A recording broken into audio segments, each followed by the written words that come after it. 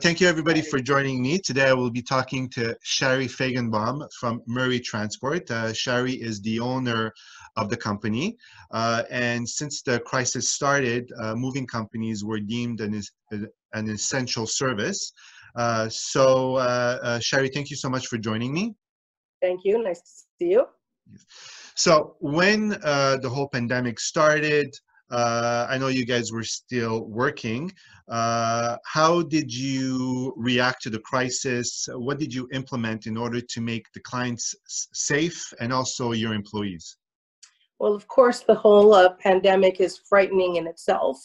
What we do, of course, is we put a priority on safety for our employees as well as for our customers. So what we've implemented is that we have masks or face coverings, at least for our employees, and gloves, of course, and we work in any case with gloves on a regular basis. We also disinfect and clean out the truck after every single move to make sure that nothing carries over from one move to another. The other thing that we've implemented is that we only allow one customer in the home, apartment, duplex at a time to allow us to have the least amount of exposure to other people as possible.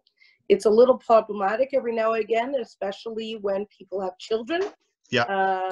But realistically, during a move, children should be elsewhere anyways to avoid any distraction from the actual moving experience. Yeah.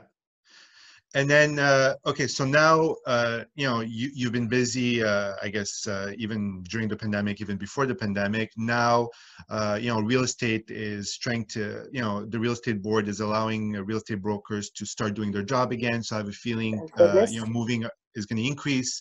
What can homeowners do in order to make your job easier, but also safer for themselves and for your employees? So the most important thing for any move is to make sure that you're prepared and organized.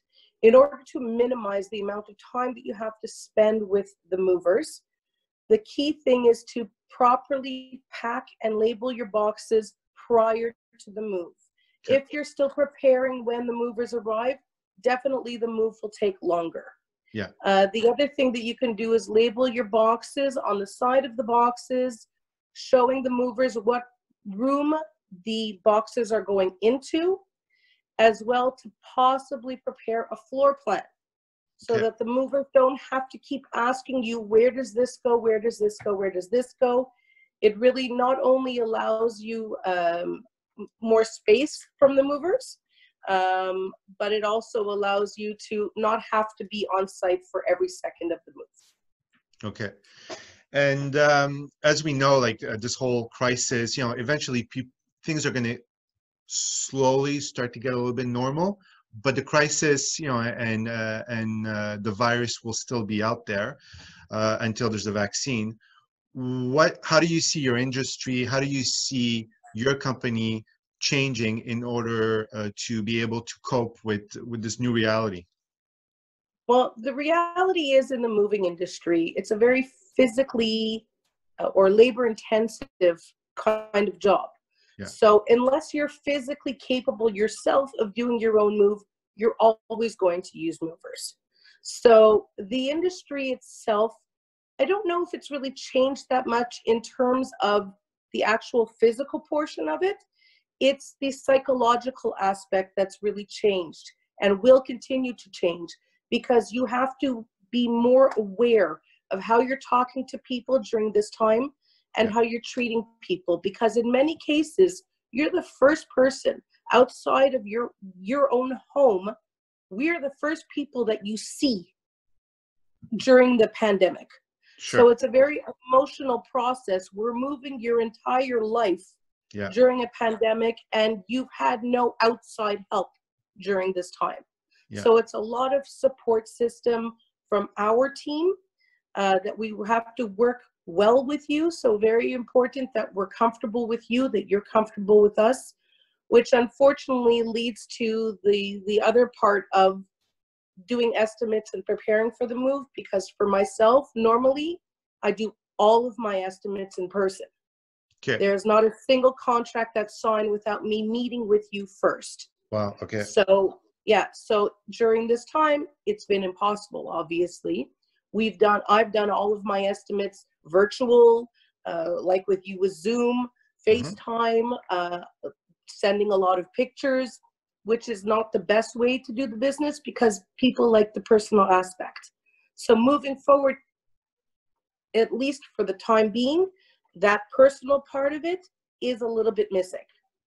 Okay. But after it's over, we'll go back to doing the on-site estimates. And again, it's a matter of being as inclusive with the customers as possible. Right now, it's not very easy. So for me, in my industry, in my particular business, because I know not every single company does the on-site estimates. Yeah. That's a big part of what we do because we're a family-owned company. We pride ourselves on that. And the experience with the customer is very important.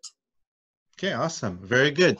Well, thank you very much for taking the time to talk to me. It was very informative. And I will put your information under the video if anybody wants to contact you.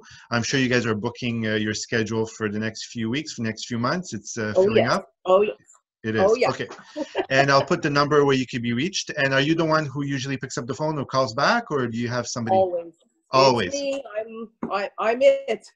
The personal touch. Well, great. Thank you very much, That's Sherry. right. And I'm going to wish you a great day and stay safe.